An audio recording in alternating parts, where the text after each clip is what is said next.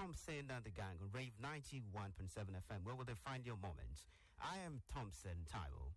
Thompson and the Gang is a socio-political discussion program where we extract some of the major happenings in the polity during the week with a special focus on happenings in our locality. During the week, Obasanjo's Coalition for Nigeria movement was launched in Abuja, Ogun, and Ondo State. NIA directors petitioned the House of Representatives insisting the new DG is a misfit. Benue killings. Military yesterday spoke on alleged deployment of soldiers to Boko. An activist filed suit to nullify Osun local government elections. These are the issues. We'll be engaging a gang of public analysts on this morning. And Thompson and the Gang on Rave 91.7 FM. In the studio with me this morning, Dr. Adeoye Oyewale. He's a consultant psychiatrist and a social commentator. I also have Mr. Ahmed Mustafa, the Senior Special Advisor, New Media to the Osun State Governor. Mr. Bukola Idowu, Human Research Consultant and Public Affairs Analyst. And also Mr. Aziz Badmus, a businessman and Public Affairs Analyst. These are members of my gang this morning. You are listening to Thompson and the Gang on Rave 91.7 FM. It is more than just a conversation. We'll be back.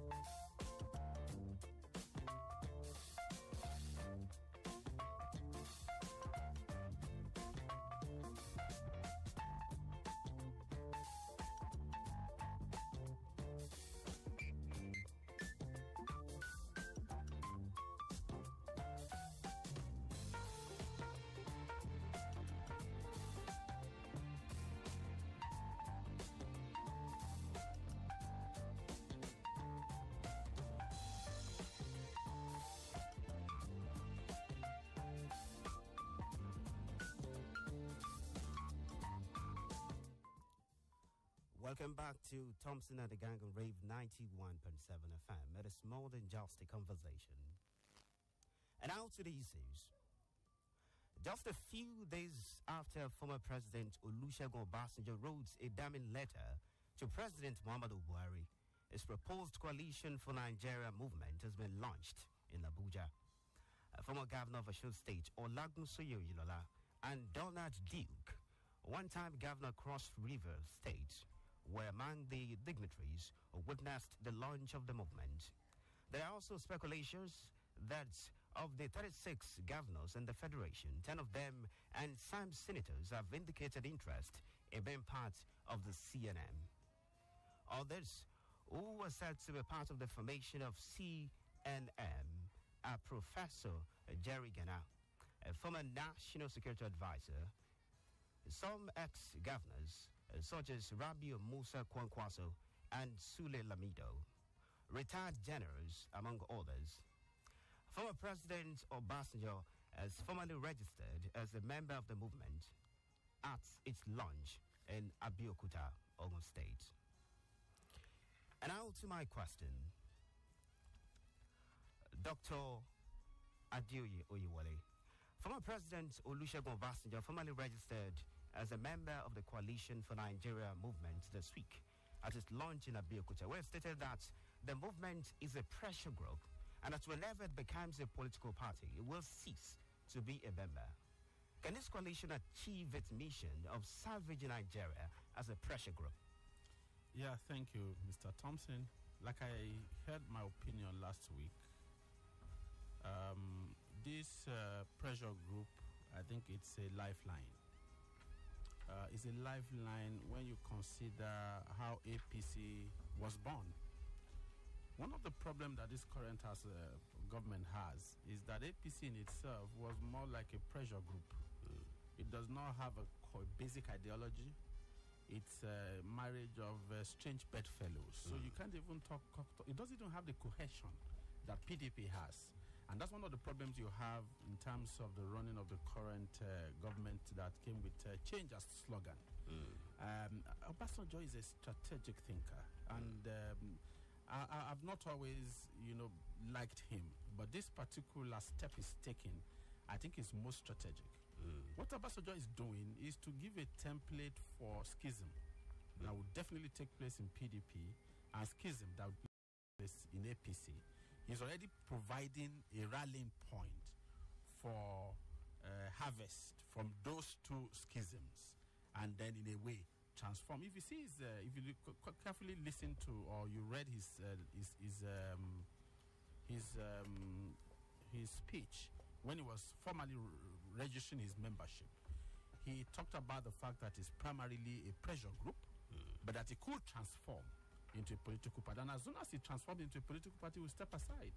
So for me, I think it's a brilliant one. For people who are politically naive, would think that the first day that the thing is launched, we're expecting the whole of Nigeria to come. Politics is not like that. And when it comes to a new movement that is supposed to serve as a lifeline, like I said, I think it's going to gather momentum. I'm particularly optimistic. It's going to galvanize interest group from the, fractured PDP, fractured APC as time goes on. Thank you. Okay, and now to Mr. Bukolaido. At the launch of the Coalition for Nigeria movement in Abuja, former governor of the state, Olagunsoye Oyinlola, said for the coalition to make electoral impact in the manner described by former President Obasanjo, leaders of the coalition would need to follow the constitution and register it as a political party. This is a strong indication that the coalition will morph into a political party anytime soon. Well, Mr. Bukola, former governor of Osun State, Olagunsoye Oyinlola, was a member of the First Force. He later decamped to the Second Force and is currently the chairman of the National Identity Management Commission, NIMC. He's also the coordinator of the Third Force. Daniel Duke is a member of the First Force and the Third Force. Are you impressed by the names behind this coalition? Don't you think it is just another gathering of run-of-the-mill politicians who are looking for where their interest can be better protected? Well, that was my opinion last week, and I was disappointed looking at the people at the ends of affair of this particular coalition. And basically, my reason is this. I am one of the evangelists of fresh ideas, fresh people coming into our political space. And looking at what we have now, like you rightly said, the former governor of Osun State was a member of the First Force, which was PDP. The Second Force, which was APC, he served. For instance, he was not ordinary member in PDP, was a former governor, at the same time served as the National Secretary. Now, at the same time now, from there, he moved to APC, where he was able to hold one appointment, National Identity Card Commission board chairman. And from there now, translating to the Third Force, Donald Duke was the former governor under PDP. Let's even look at the initiator of this idea, the former president. And that is why I'm a bit skeptical about what this movement is going to achieve. And what I'm trying to say is this. Look, I don't feel Obasanjo should be the one dictating to us now, because I'm wondering how we still retain our fingers, because we got them bonds a lot of times based on Obasanjo's advice. For instance, and I will quickly mention this. When Obasanjo was leaving power and they said Yaradua was sick, and he said, no, this man was not sick. He's the anointed candidate. Now, everybody followed. After that, he came. We know what happened to Yaradua. Now, he came again and said, hey, Jonathan is the person. And then we all followed. At some point in time, we got tired. He wrote a letter.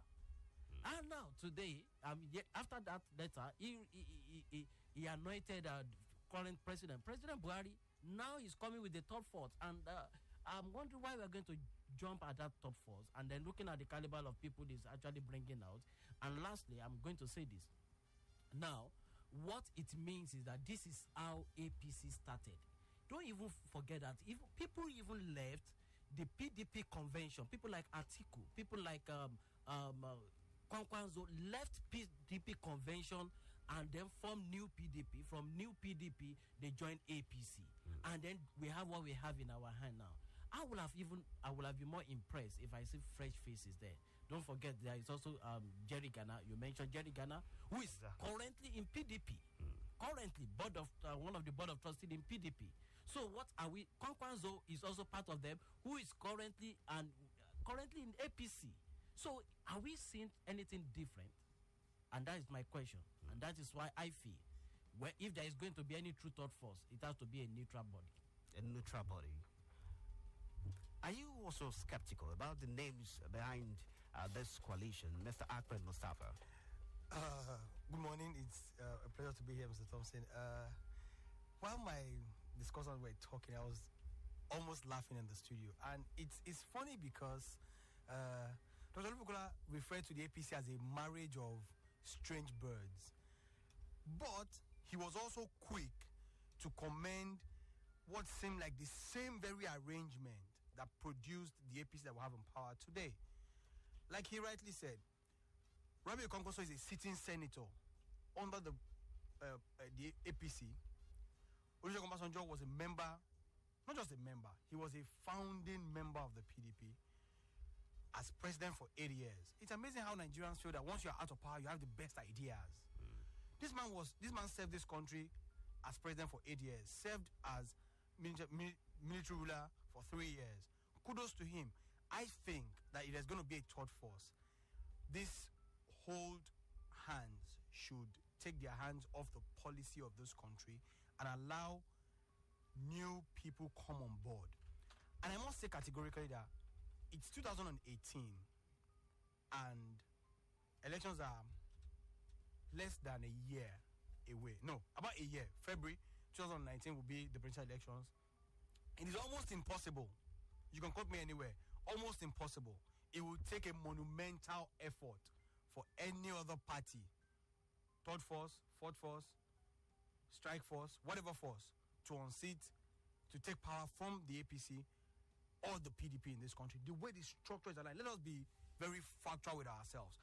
Except, of course, we're going to create a mirage and call it a third force. That is what Obasanjo is doing. Pulling aggrieved members from the PDP and from the APC and bringing them together. If that is what, as Dr. Lubukula said, that's what has landed us where we are today, how does that even change anything for us as Nigerians? This is the question that we must continue to ask ourselves. Isn't that a gathering of strange bedfellows? That's what I'm saying, because this is not a third force. It's a sham. And Nigerians must open their eyes to see this thing. It's very clear. Obasanjo will just gather his aggrieved generals and then bring them together, create some kind of euphoria, and then the whole country lines up behind him. And by 2021, he's going to write another letter and tell us, if God keeps him till that time, write another letter and tell us, oh, we're creating I was utterly disappointed, and I must say it, at the caliber of names that were found at the launch of this coalition. And there's no need calling it a coalition. It's going to morph into a political party. It's just a matter of when. You know, we're all sure about that. You can't bring together this much political gladiators and ask them to act as a pressure group. It's not going to work. If he continues to keep them as a political pressure group, over time they're going to break away. And he doesn't want that. So all he's doing is baiting Nigerians and say, okay, we're going to keep pressure on the APC government to perform, blah, blah, blah, blah, blah. And after a while, he says the government is not performing, they're not listening, and then this coalition is going to morph into a political party. Who are the candidates that are going to throw up? And you must understand that it is not the candidate that rules, it's the party. If this coalition morphs into a political party, we're going to still have the same brains who have been at the helms of affairs of this country for the past 30 years, governing whoever it is they bring on board.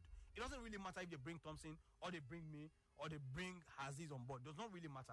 The powers that be are still going to be the ones, whoever they bring is going to be a puppet, and the puppeteer masters are still going to be these same people. General Lagusen Oyela, who was one-time governor of Osun State. What is his track record? Rabi Okonkoso, an excellent job in Kano State. After then, a sitting senator with the APC. If Nigerians are so aggrieved with the APC, why are they pitching their tent with another third force formed by these same people? Donald Duke, you know, it's sad, absolutely sad. I just thought that maybe, just maybe, we're going to get it right with the thought, and I was optimistic. And the reason is because a lot of people are complaining about the fact that the APC is not performing up to their expectation. But you must understand that the beauty of democracy lies in the quality of the opposition as well. And I keep saying it, and I'll say it everywhere, that the PDP has failed this country twice. As a ruling party, and also as an opposition party. I thought this third force was going to be a sort of... A garden of angels? Yes, not a garden of angels, a garden of what? Minds that would put pressure on the APC to perform. Now, looking at the names behind this coalition, do they have the moral compass to lead a coalition whose mission is to salvage Nigeria? Mr. Assis Badmus.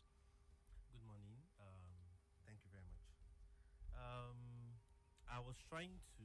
Okay, let me start. Doctor, we are young, so the thoughts first, I'm sure we're going to... Most of the young guys is going to be against it. And just...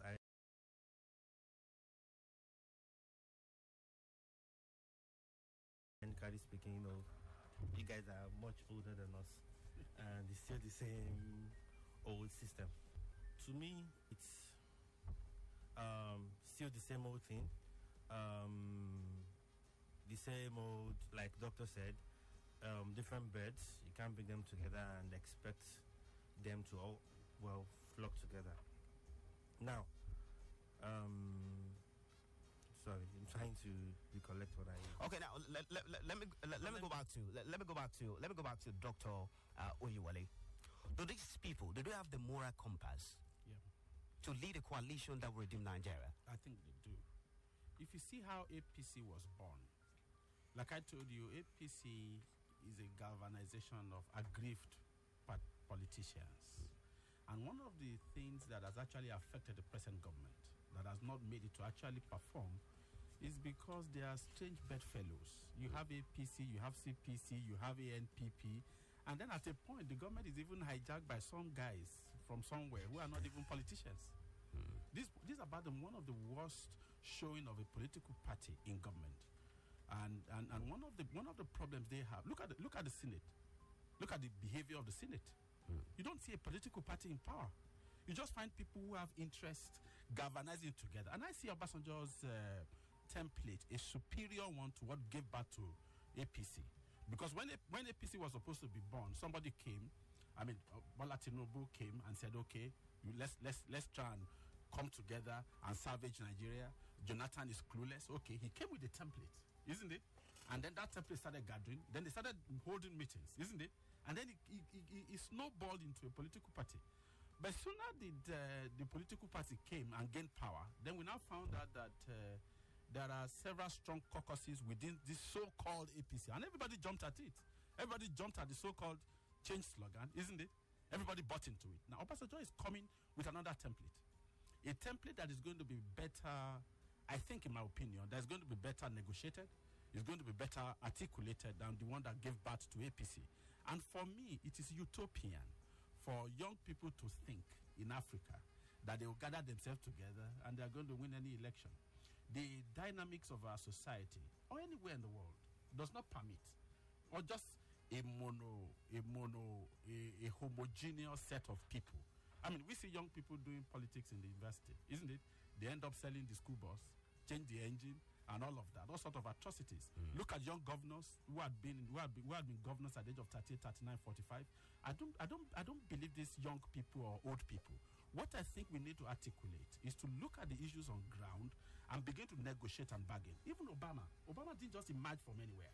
Somebody, one old senator who had been in the Senate for like 4 or 5 years, introduced him.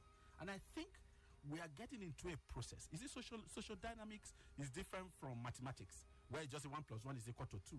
We are evolving, and societies evolve, political system evolve. For me, Obasanjo's template, if well articulated, and I think it's going to, because there will definitely be schism in PDP, there will be schism in APC. APC is already fragmented, and this whatever happens in those two parties will galvanize. And I think with better negotiation and some form of galvanization, better than what gave birth to APC, I think we're going to have a better form. Let me just quickly chip in. Dr. Lulu, I beg to disagree. I don't know how much you know about the APC, but you keep referring to the APC as a coalition of aggrieved politicians. That's not what it is. That's not what it was, and that's not what it is. At the birth of the APC was a strong opposition party, the then ACN. You must understand that it was a calculated attempt because the ACN realized that in and of itself, it could not wrestle power away from the PDP. The PDP was a stronghold in this nation after ruling the country for what was almost 16 years. Something had to give. So it was a coalition of opposition parties, and it's unfair for you to refer to opposition parties as aggrieved politicians, because every democracy needs credible opposition, and it's not wrong for opposition parties to come together and attempt to wrestle power away from the ruling party. This is not what this coalition is. This coalition is an aggregation of aggrieved politicians who right now belong to a political party, and they are coming under another umbrella, pulling members from the PDP who are not happy with the system in the PDP, pulling members from the APC who are not happy with the members of the APC. So you are inevitably describing what Obasanjo is offering now in light of the APC. What Obasanjo is offering now is actually what you're describing as a coalition of aggrieved politicians. People whose means of livelihood and whose access to the national treasury has been threatened. That's all that this coalition is about. People who feel that, like you rightly said, who want to negotiate a better placement for themselves in society. That's all that I see in play here. There is nothing more. And I just must come to that realization as quick as possible. That these people don't really care how you and I feel right now. All they care about is that, at one time I had access to, power, and I had access to the treasury, and that access has been taken away from me. How do I get it back? That's all that's going to be negotiated here. The future of Nigeria cannot be... It is wrong. We can't keep going around the same circle. It is madness and insanity to keep doing the same thing and expecting different results. We must, of a necessity, try something new. I am all for a new political party coming on board and putting pressure, absolute pressure on the APC to perform in power. I'm absolutely for that. But should it be these same old hands who have had opportunity 16 years to do something, and they cannot point to one credible thing that they did, all of a sudden, because they've lost their meal ticket, have bright ideas and they have a eureka moment, and Nigerians must then jump on board with them? Absolutely not. I disagree. I think APC is not in any way different. What gave birth to APC? As at the time APC came, everybody was not happy with Jonathan. A lot of the people who formed the bedrock of what we call APC, apart from but they belonged to a political party. They were PDP, aggrieved PDP people. Even bulk of the people who sponsored some of the elections. You don't have any justification. I think you can't really prove that. You cannot prove that. No, I can't. You cannot prove that. But we have Bola Tinubu was the brain behind. Bola Tinubu was the brain behind. But it was not alone there. Wait, hold on. No, let's look at this. Hold on, please. I'm a member of the APC, and so let me educate you a little bit. Okay. The APC was formed majorly by two parties: the then CPC and the then ACN. What happened to ANPP? No, wait. I said two major political parties. Yeah. Of course, the ANPP, and I don't have any problem with that. What I'm saying is that if Obasanjo wants to form a party, is this a merger of political parties? What the coalition for Nigerian movement? Is this a merger of political parties? That's what the APC was. A pressure group for now. The APC was formed as a merger of opposition parties against the PDP. We have to go on a break now. But before we go, and of course after the break, you will proffer your answer to this question, your view regarding this question. Can the names behind this coalition be trusted with the fate and future of Nigeria? We'll be back. Absolutely not. The Center for Black Culture and International Understanding at Ocean Stage is inviting the general public to its 2018 Distinguished Public Lecture audit on Saturday, the 3rd of February 2018 at the Center's Auditorium at Berry. Professor Tunde Babawani, a professor of political economy and international relations at the University of Lagos and the immediate past Director General of Center for Black African Act and Civilization Lagos, will be the distinguished guest lecturer. The topic is protecting a national heritage, projecting our national treasure. Time is 10 a.m. Let's celebrate our heritage. Let's project our values and cultures. Announcer David Shaba, Head of Administration, the Center for Black Culture and International Understanding. People make the world.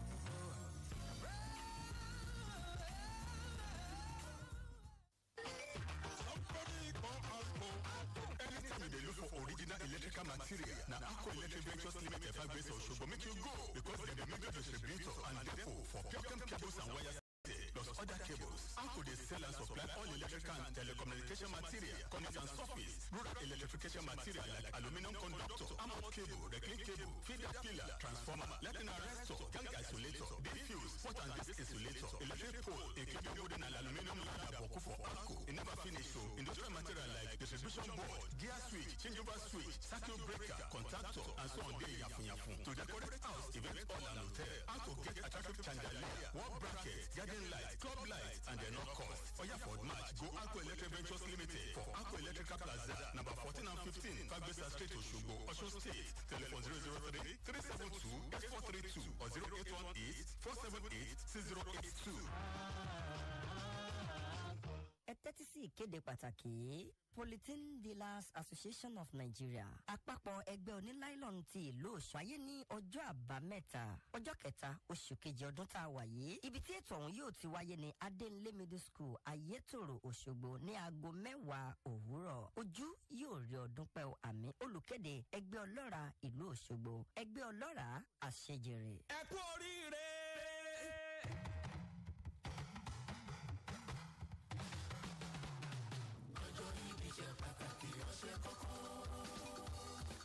Gbogbo àwa tá a bá ọmọ ọbọ Lágúnsóyè Òyìnlọ́lá ṣiṣẹ́ nígbà tí wọ́n wà nípò gómìnà kí ọ̀gá wọn ọ̀gá gidi gómìnà tẹ́lẹ̀ rí nípínlẹ̀ Ọ̀ṣun ọmọ ọbọ Lágúnsóyè Àṣọlá Òyìnlọ́lá kú oríire ọjọ́ bí yín ọmọ ọbọ Lágúnsóyè Òyìnlọ́lá gbogbo olúyẹyẹ ntúyẹ gbogbo olúyẹyẹ ntúyẹ ọmọ ọbọ Lágúnsóyè Adédàpọ̀ Oyètúnjí Àṣọlá Òyìnlọ́lá ọkọ ọdún ni ọdún làárọ̀ tọ ọdún làárọ̀ bí igba ọdún kan máa ní ọmọ ọbọ Lágúnsóyè Òyìnlọ́lá ọmọ mọ́sọ̀ọ́yẹ ewọlé ọkọ ọmọ lọ́lá ọmọ májẹ́kọ̀ọ́dún mi ọmọ ọbọ Lágúnsóyè Òyìnlọ́lá Àṣọlá iṣẹ́ súpẹ́ ní nbala rúkẹ́ nbala máa dẹ̀rẹ̀ nbala máa dó tòkòrò. ọmọ ọbọ Lágúnsóyè Òyìnlọ́lá kú ọdún ọmọ olóku kọ́ọ̀kin ọmọ ọbọ Lágúnsóyè Adédàpọ̀ Oyètúnjí Àṣọlá Òyìnlọ́lá àwúrẹ̀ pé Ọlọ́run yóò túbọ̀ lòyìn fún dàgbàsókè ilẹ̀ wa Nàìjíríà. àwọn olùkéde ni gbogbo àwa tá a bá ọmọ ọbọ Lágúnsóyè Òyìnlọ́lá ṣiṣẹ́ nígbà tí wọ́n ṣe gómìnà ìpínlẹ̀ Ọ̀ṣun. ọjọ́ ìbí ṣe pàtàkì ọ̀ṣẹ́ kọ́kọ́. Chief Jeremiah Obafemi Awolowo, GCFR, Nigerian nationalist and statesman, the undisputable leader of the Yoruba nation, a proponent of free and compulsory education. Now is the time for us solemnly and truly to dedicate ourselves to seeking the greatest good of the greatest number of our people in Nigeria. A welfarist for Axelon, an epitome of integrity and administrative dynamism. Chief Obafemi Awolowo is not just a leader, but a leader with a difference. Rave 91.7 FM, not just a radio station. We take the lead. We blaze the trail. We make a difference. Let's turn it up. Relax and unwind because we're going live. 91.7 Wave FM.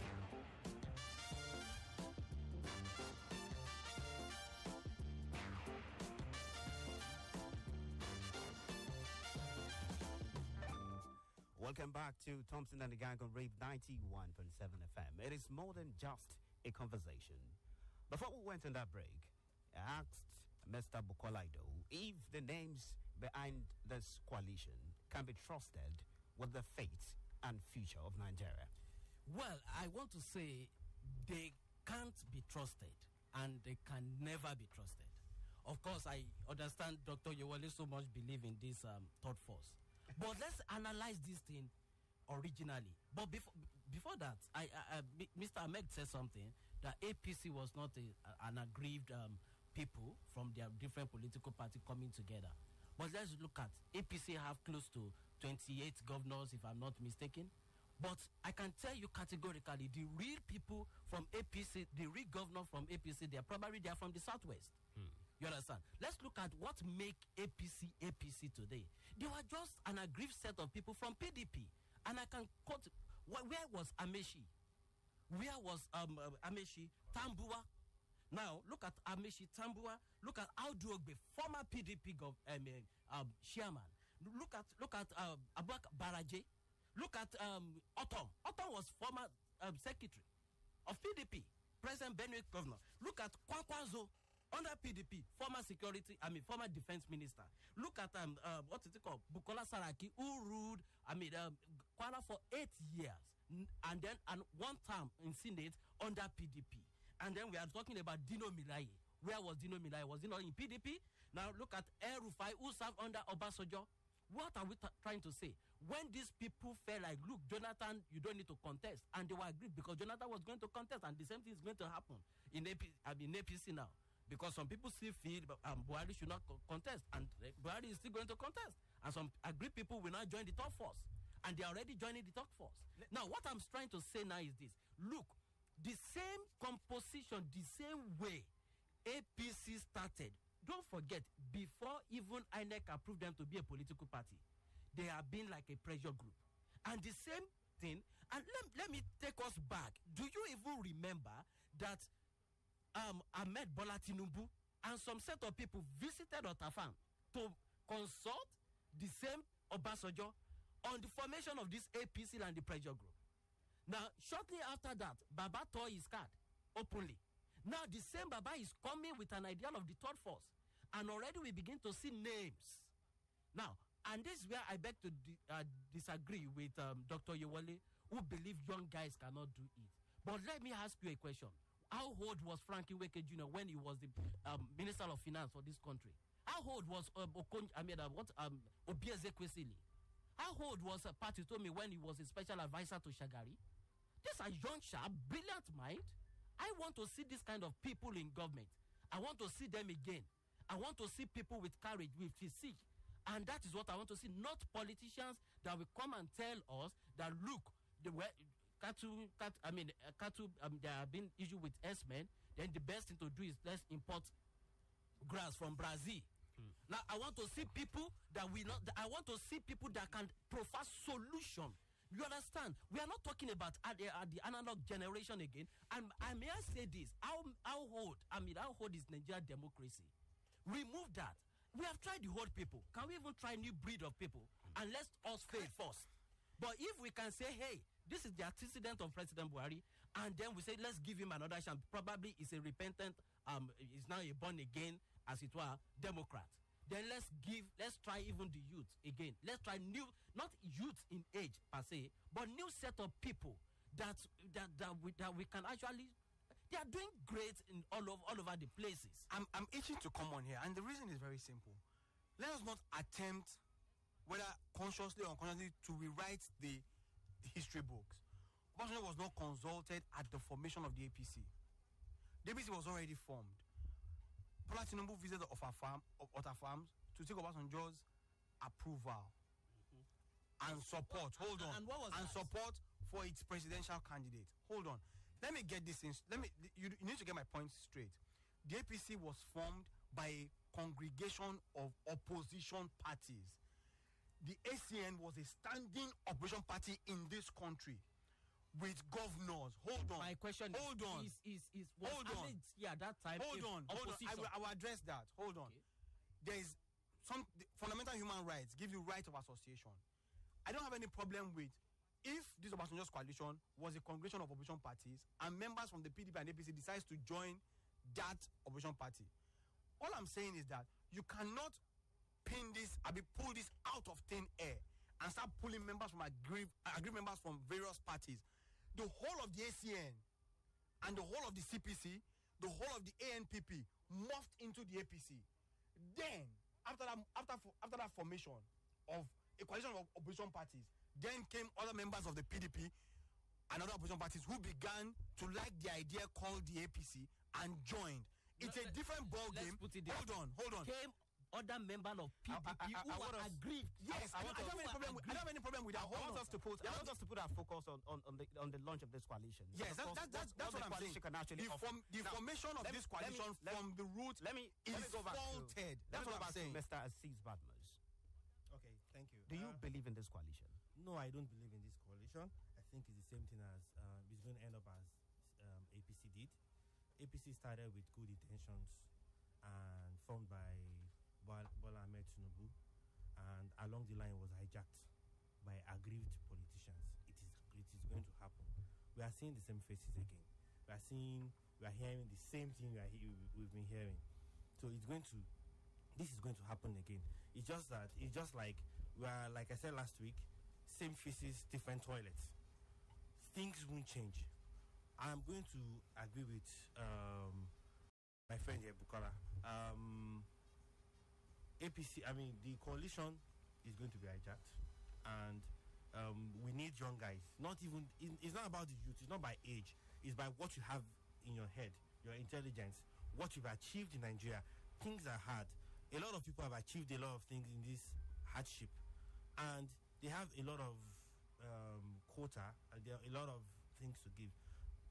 Sometimes 2 years ago, when His Excellency Governor of Osun State had not appointed commissioners, some of my friends called me and said, "See, it's not about the money. We need to move our state forward." You remember I called you then. Yes, it's not about money. We need to move our state forward. We are willing to work for the state without getting a dime. And I was like, okay. So we tried to gather ourselves, but yes, we couldn't do that because we couldn't gather ourselves on time before they started announcing the new commissioners. But there are guys out there that is ready to work for Nigeria, ready to do things for Nigeria, if given the opportunity. Obasanjo's coalition, what I feel what he should do is he can mentor people who he knows are physically and mentally sound, and mentor them in guiding them how to govern Nigeria. I know governance is not beans. It's not something you just get there and just do this and that. A lot of politicians have made that mistake. They promise us heaven and earth, then they get to power and find out that, oh, there's no money. And they keep telling us, oh, there's no money. The last government embezzled. We don't want to hear that. Everybody knows that there's no money in Nigeria. Everybody knows that we are struggling. Tell us what you get, people who knows how to fix this. Not remember when Dangote said they should sell some national assets, and the government took it up until some people started saying you don't sell national assets. Do you remember? A lot of people with different ideas, people with sound mind, we have them in Nigeria. I'm sorry, former Governor Olagusoye Lola ruled us. He was also a military administrator of Lagos State. And when it came to Osun, yes, we all know the current governor has done a lot. At times I look at Oyinio schools and beside the Aregbe schools, it's like Oyin schools is like a toilet beside Aregbe schools. Okay. Now let's go away from that issue to another one. Some directors of the National Intelligence Agency have written to the House of Representatives Committee on Security and National Intelligence to prevail on President Muhammadu Buhari to drop Ahmed Rufai Abubakar as the new Director General of the agency. Writing for and on behalf of concerned directors of the National Intelligence Agency, they used pseudonyms such as Iyo Olariwaju, Nelson Obiako, and Ahmed Saki to protect their identities. The directors, in an advertisement, described Abubakar as a misfit and unqualified for the post of DG of NIA.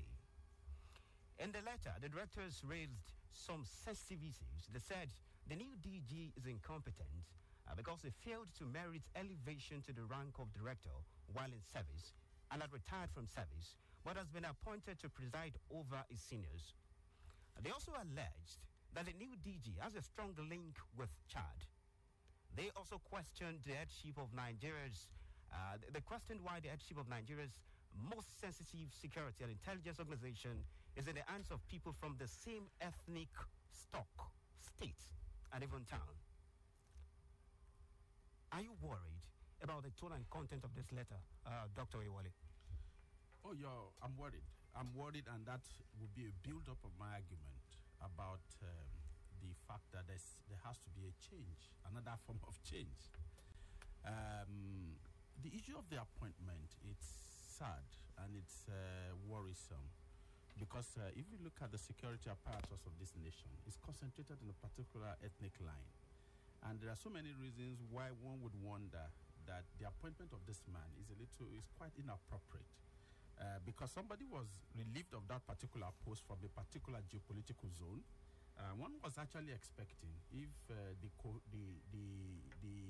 APC was really a party, like I said, that they shouldn't find it difficult to have gotten somebody from this particular zone that man who was there was let off, just like they did for the SGF.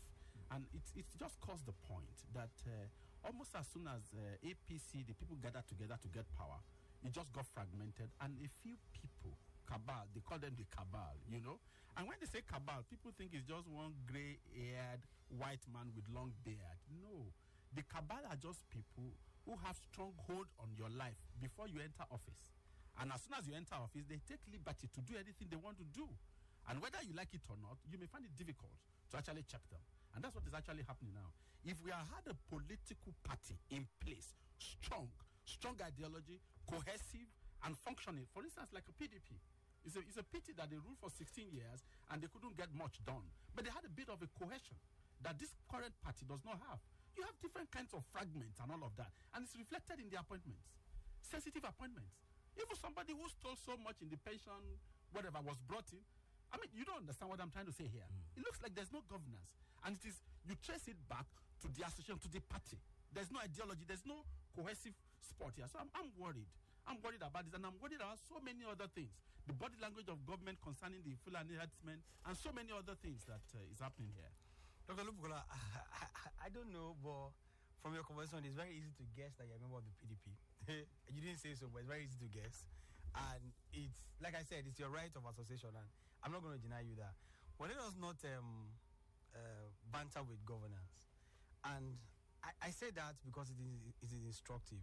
You said something now that shook me to my bones, that because the former DG of the NIA was from a political zone, a particular geopolitical zone rather, the presidency should have ensured that the next DG of the NIA came from that same geopolitical zone. But do you forget that Lamido Sanusi was the CBN governor, and the next CBN governor is also not from the north? We must realize that as a young person, well, like Mr. Aziz rightly said, you are a generation above ours. I don't know how your generation looks at things, but my generation, I think our focus should not be on where a particular person is from in this country. Ahmed Tijani Mustafa, I don't care if this president brings somebody from Russia or from Germany or from Spain or from Sweden to come run anything. So long as that person is competent and is going to deliver results. That's all that I care about the most. But the complexity of Nigeria means not that when the security apparatus is dominated by particular. Like hold on, please. It doesn't make good sense in the country. Let's focus on where we have a multi-ethnic association. Yes, that's what I'm saying. That the complexity of this nation means that hold on. The complexity of this nation means that we must focus on those issues. Yeah. But should that be our priority? No, I completely disagree. That should not be the priority. It should not be the yardstick for measuring. It's important. It shouldn't be. It's like you rightly said. Yes, I'm not saying it shouldn't be. It's important. Wait, I'm not saying it shouldn't be. I'm saying that it should not be our major focus. Now, that's shifting away from the issue. The issue is this letter written. I read that letter, and I can tell you categorically that that letter was not written for the interest of the nation. And I will point out the reasons why I said so. Those directors, first of all, hid their names. Smart idea, you know. And then they went ahead to threaten that if this presidency does not rescind on its decision to appoint Abubakar Ahmed as the director, they were going to expose national secrets. That's treason. You don't hold the country to ransom because you have it. You cannot do that. The government also should be careful not to hold on. When you run a nepotic government, you don't throw away the child with water. Let the government Hold on. That's what we are saying. So when you have a government that is not sensitive, this is how a cabal is formed. Do you understand? You talk about the cabal. This is how a cabal is formed. These guys have national secrets. So they then say, we don't want this person. If you appoint this person, that's threatening. It's not particularly. If you don't appoint this person, if you don't appoint this person, it's not in no. Their major concern is that, hold on, it's not the ethnic. The ethnic thing is downplayed. In that letter, completely downplayed. They said in their letter, and I quote, that the man who was appointed the DG of the NIA is going to become DG over his superiors. So first of all, they have put personal interest above national interest. No, national interest in terms of national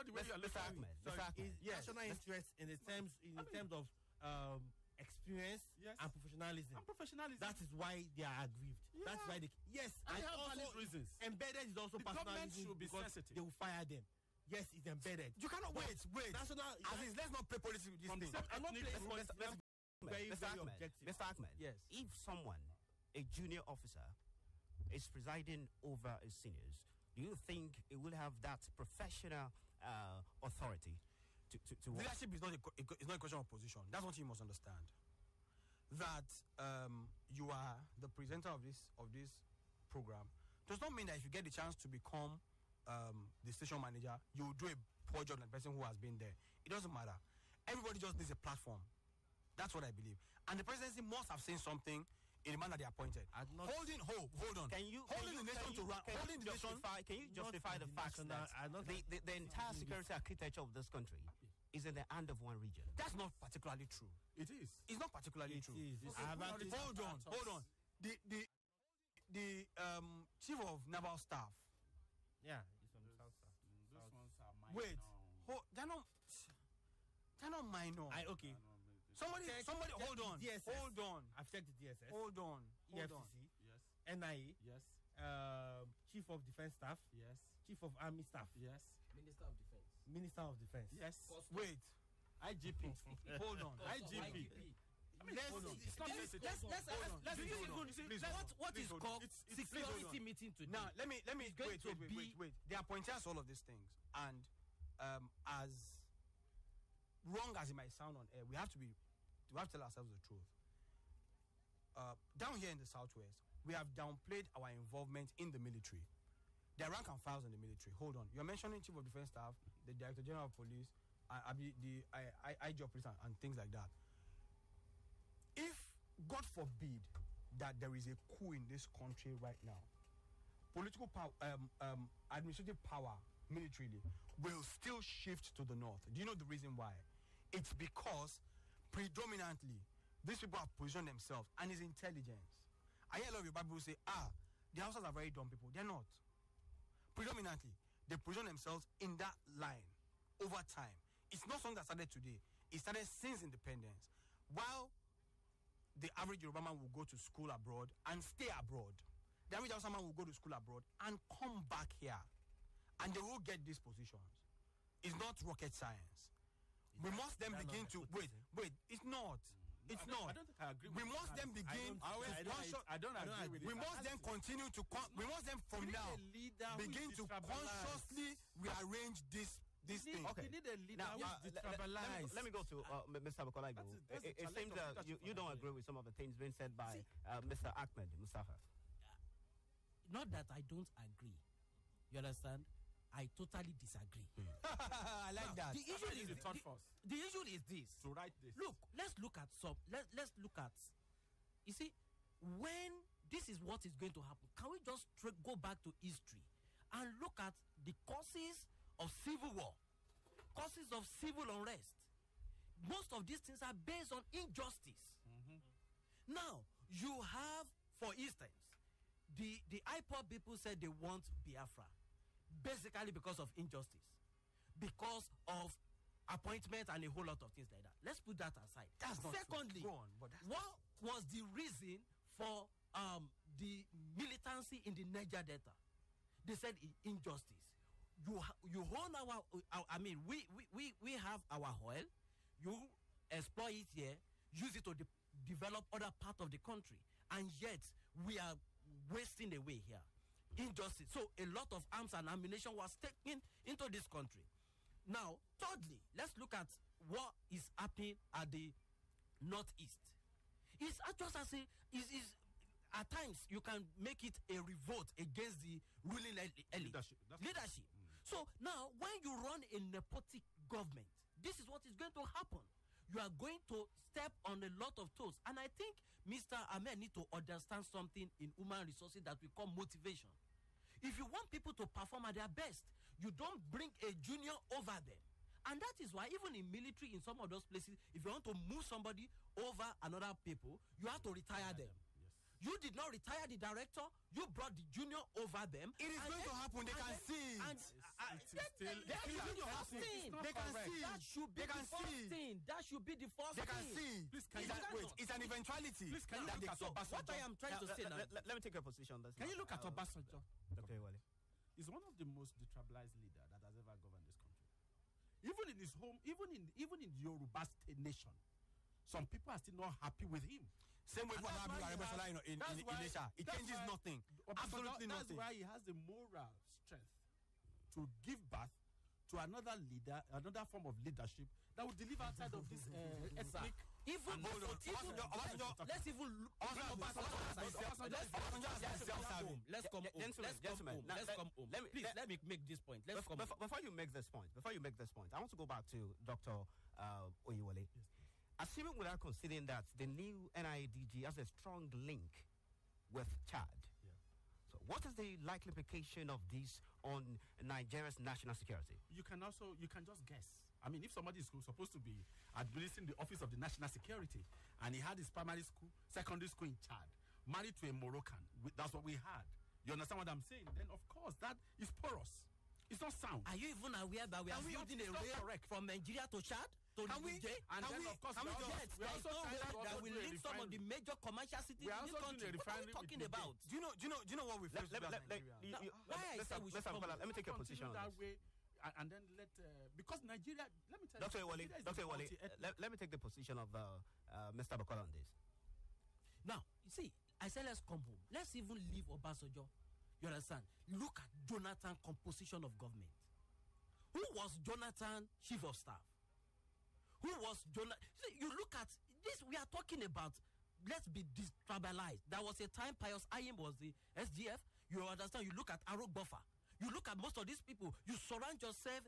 Now, this is a government that criticized Jonathan for not adhering to what is it called?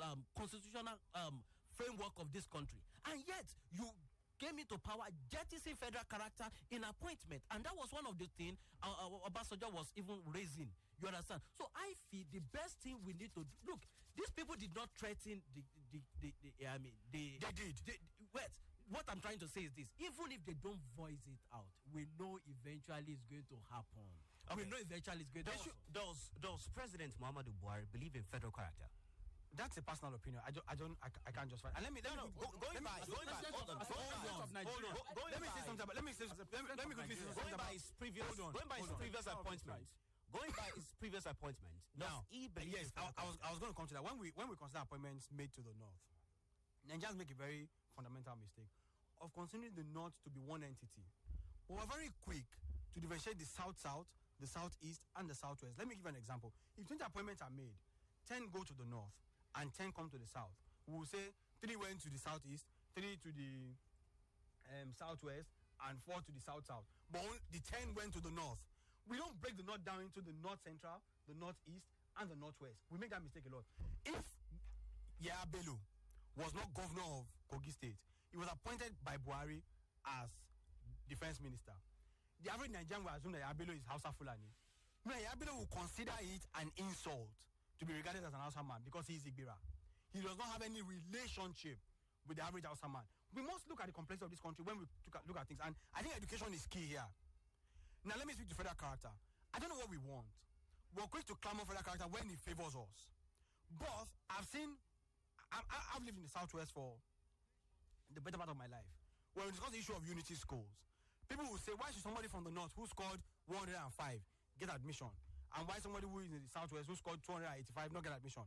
Because of federal character. We cannot allow federal character. No. We clamor for no federal character and, okay, let everybody play on a level playing ground. When it comes to appointment, we're also quick to point out the fact that, federal character should be applied in appointment. We must decide what we want. I'm not saying that this government has been fair in appointment, but please, let's all discuss issues as they are. If you speak for federal character in one voice, don't speak against it in another voice. And I want to get your position very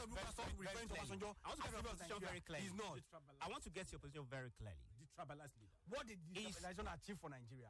Hold on, Mr. Mustafa. Hold on. It is very simple. Okay. Has this government been fair with its appointment? believe so. My personal opinion. And I've given you my view. And the reason why I said that. Let me go to Mr. Assis Badmus. What is your opinion about this? Has President Muhammadu Buhari been fair about his appointment? Well, I mean, looking at the previous appointment. initially, I thought it was, and some of my Igbo friends said, "No, he's being tribalistic. I should look at this." And I felt, personally, appointment should be based on. Appointment should be based on merits, not geopolitical constitution. But however, looking at things now from another perspective, if there was going to be, let's say, cleansing, like my Igbo friend says, the Northerners have an upper hand in order to wipe the whole entire South, because they are holding the key military position. They can orchestrate a coup, do anything they want to do. However, in terms of appointments, I think he has been unfair. We should balance. He's a leader. We should balance things out. We shouldn't just, based on our own personal opinion, give appointment because I trust this person. Yes, you need to use people you trust, but also you need to now look at the interest of Nigerians, the security of Nigerians. That even you'll be forced to use people you don't even want to use, but just because you want stability in the country. Are you worried that the crisis of confidence? Please, I'm sorry to jump in. Before this issue down to Mr. Ahmed, I'll come back to you later. Let me go to Mr. Bukolaido. Not the North. Are you- Daura town. the same way Aregbe is accused Doctor. of using Lagosians to run Osun State. No, It's I'm not- funny. Mr. Ahmed, I'm Mr. talking about Ahmed, the same thing. Mr. Ahmed, I'll come back to you. Nigeria. I'll come back to you. You have key Dr. Ewole, I'll come back to you. Let me go to Mr. Bukolaido. Are you worried that the crisis of confidence dogging the NIA may affect Nigeria's image in the global security village? I am so worried because security is not something we should play politics with. Security, most especially NIA. You don't see this happening to FBI or CIA. You don't see this. Do you want to tell me now? Look at, you see. I think it was Dr. Oyewole that said probably APC is probably they are the latest scam in town or thereabout. The same government that campaigned that through federalism, yet it's difficult for them to talk to do what is in their manifesto. So they started coming round to say there is a committee on restructuring. When you know the restructuring we are talking about is through federalism in your manifesto. Now, let's look at something. Do we need to play politics with most of these things? Now, see, security. Now, and this is what we are trying to say. Now, if these NIA issues are not, resolved immediately or in the very, very, very soon, two things are likely going to happen. One, from nowhere, you know it's easy now to open a website in Nigeria and use Russia IP. Now, very, very soon you begin to see all manners of national security secrets leaked out, number one. Number two, then we become porous to the international community, which means people will now be ready to sell security information. And see, we are not saying don't put the people you trust there, but for the sake of cohesion, for the sake of unity, let me tell you something. Let's ask ourselves, how many of the people from the south will you say, from the north, will you say Jonathan Neil, or will you say Obasanjo Neil? But you have to embrace them. The whole essence of national character is just because let's have a unified country. We know we have a lot of ethnic society. And let me correct something about Unity School. What we are saying is this. Why are you going to say in the face of national character, somebody will score 50, and you say, hey, come in, and then the other person in the same university, and then the other person score 100, you say he can't enter. Why are you using different yardstick? If you want to use national character national character. Let's go. Let's practice it. I think you don't understand what national character demands. Cut off mark. National character demands that if you pick two people from Lagos, you must pick equal two people from Katsina. It doesn't matter what they score. That's what national character says. So it doesn't matter what they score. Hold on. Let me explain to you. Let me explain this to you now. Let's not go back to that appointment. You understand? Now it doesn't matter. It doesn't matter what they score. But what you are saying that you must pick people randomly and circulate it. Like I said, why can't we have it circulated around? It doesn't matter. Okay, fine. Why is it that all of them must come? In fact, let me put it this way. Key issues are right there from Daura Katsina. Why is DSS coming from? Where is this NIA coming from? What are we even talking about? The same NIA boss that you have accused of being a charger one thing that amazes me. Mr. Ahmed, hold on. Let me quickly say something. Now, let me go to you. Let me quickly say something here. We're quick to point out that the defense structure of this country is controlled by the North, but also failing to understand that the economic structure of this country is also controlled by the South. And I'll read out this information. Please hold on. The Minister for Finance, the Minister for Budget and Planning, the Minister of State for Budget and Planning, the Minister of Industry, the Minister of Agric, the Minister of Information and Culture, the CBN Governor, Special Advisor to the President of Economic Matters, Director General of Budget Office, Director General of the Debt Management Office, Director General of the National Bureau of Statistics. All of these appointments have been made from the South. Hold on. Now you just mentioned ministers. Mention the state minister for state. Mention those offices. Minister for state. You will find that they are balanced. Mr. Bukola, we don't see these things. Mr. Akim, go ahead. We don't see these things because they are skewed in our favor. I feel it is until it's going to redress, sincerely speaking. Now, and that will going create, to redress if he does that, it will show that his spine is weak, and it will create a very serious and dangerous antecedents. And I will tell you why. The next time there's an appointment for the director of the governor of the CBN, some people will say they're going to fault the economic structure of this country if their favored candidate or somebody who they prefer is not appointed. Buhari is the commander-in-chief of the armed forces.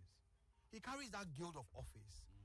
Nobody under constitution or group of people have the authority to hold him to ransom. And that's what these guys are doing. Oh, hold on. I'm not saying that they don't have a right to protest this appointment. But are they doing it in the right channel? Threatening to release national secrets to achieve a personal aim is what I have an issue with. I think that's grandstanding the president. And it will be weak of him to fall into this blackmail. If they're going to keep doing this, once they succeed this one time, they're going to keep doing this. And it's wrong. I completely disagree with that. There are a million and one opportunities and channels that they could have followed to register their grievances duly, because I understand that this country has a structure that you can follow. There's a chain of command that you can follow. Writing to the Senate to threaten the president on the release of national secrets in their... They swore an oath of allegiance to this country to protect those secrets. Under no circumstance should they even threaten the president or the country. Even the president. Hold on, Mr. Ahmed. Let me go to Mr. Aziz Badbos. The directors have threatened to release intelligence dossiers to hostile nations if there is a purge in the agency. What's your reaction to this? Well, to me, it's wrong of them, one. However, whether they came out to say it or not, it was bound to happen. Once you feel there's a level of injustice in your community or in your organization, people bound to revolt. Look at the case of Snowden in the United States. He felt the government was spying on people and wasn't cool with it. And so he released classified information to let people know that, yes, they are spying on you. And he went out and got, asylum in Russia. Things like this is bound to happen. Even whether they came out or not, it was going to happen. And although to me it's very unprofessional of them to come out and say those things, however, it's also because of how they are pained and how they feel, oh, this is a mistake. If I'm a supporter of Governor Aregbesola, but if there's something that is going to happen, I feel it's going to affect this state badly, I'm going to come out and say it. So as is, every Nigerian that feels aggrieved to this country should threaten the country. Is that what you're saying? No. There's no downplaying. There's no downplaying this. There's no downplaying this. calm down. What Snowden It's a did, democracy. he did in the interest of the American people. Yes. The government was spying on people, and it was against the Constitution. He didn't do it because his job was at stake or because his means of life was going to take away Okay, take away now from him. I'm coming. These guys said in their letter categorically hold on, that they were going to be sacked. Hold on. They were going to be retired and sacked, Wait. and so they are doing this primarily to protect their meal ticket. Primarily, No, Not you are as- being political here. interest- You are the being interest They political. said it in their letter. But did they say it's by primary interest?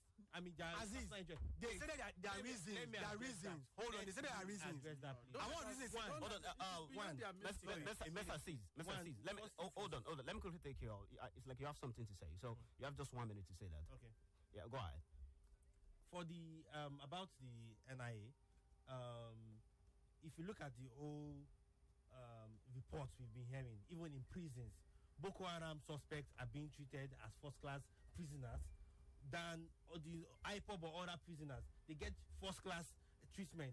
Even I heard of a story where some younger guys in DSS had to revolt. They executed some Boko Haram prisoners, opened the door, thinking that they could escape. They came out and they opened fire. And their boss came, "Why did you open fire?" Said the security, that they saw that they were escaping and they had no choice than to see that there's injustice in this system. A lot of people will come out and revolt. Yeah. Let me, before we move to another topic, Dr. Ewale, now, would you say that the president has exercised due diligence in making his appointment so far? Oh no. It's obvious that I think if I look at the psychodynamics of the president, he's a very sensitive man. He's a very loyal man.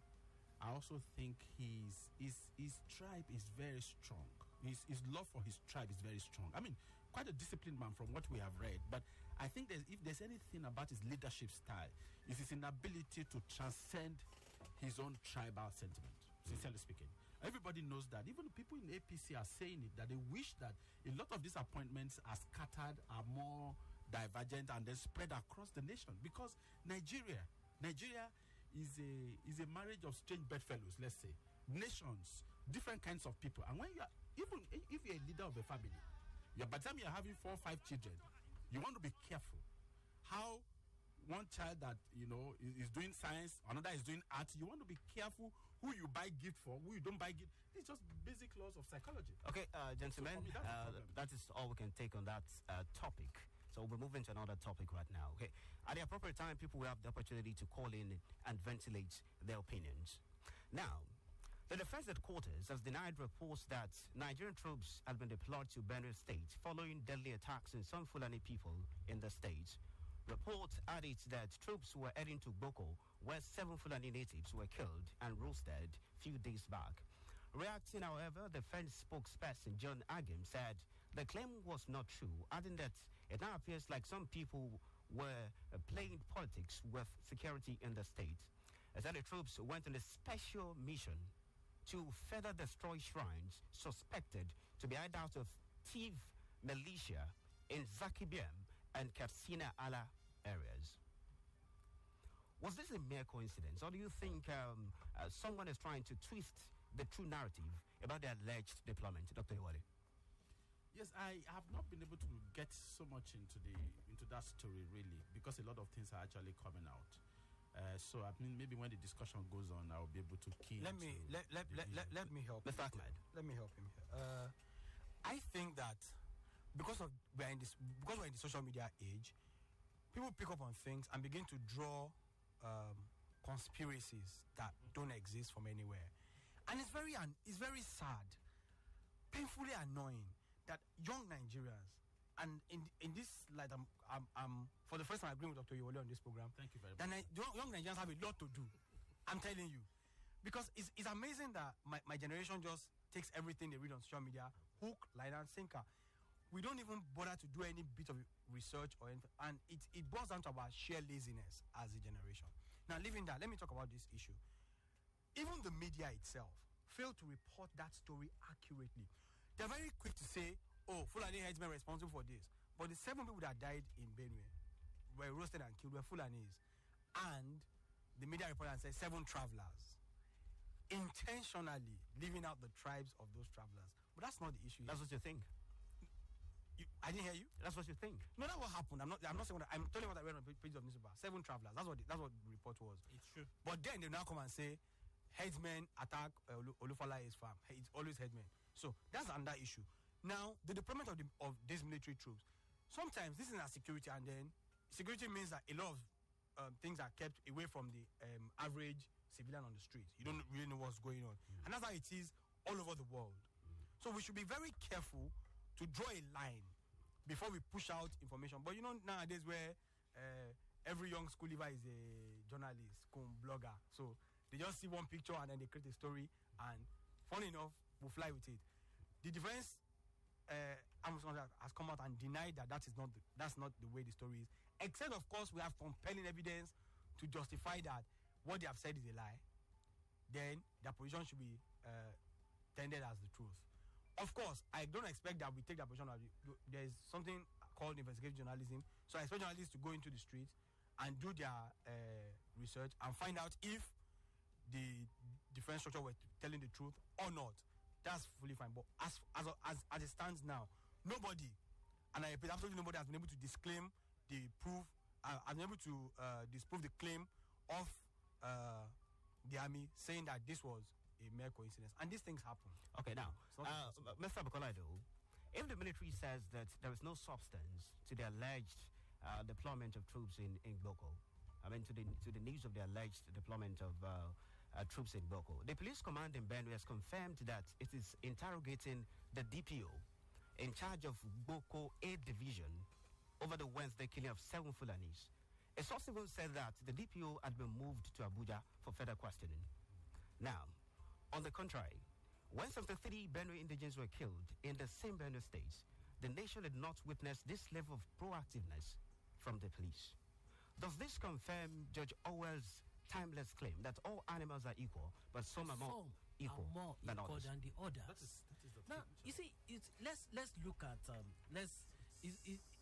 at times I cry in my heart for this country and how we find ourselves where we are. If you watch the TV yesterday, they were doing a report on Benue IDP. As I'm talking to you now, over 90,000 citizens of this country who voted, some of them voted in the last election, are now in IDP camp. 90,000. You know what broke my heart yesterday? When I saw little kids, you understand, on TV. Now, and I was like, do we even understand what we are playing with in this country? Those kids, 5 years, 4 years, one day they will ask, what killed my father? And you know what that means. Now, what we are saying now is this. At what point now there is a coincidence of military going to destroy a shrine of thief militia?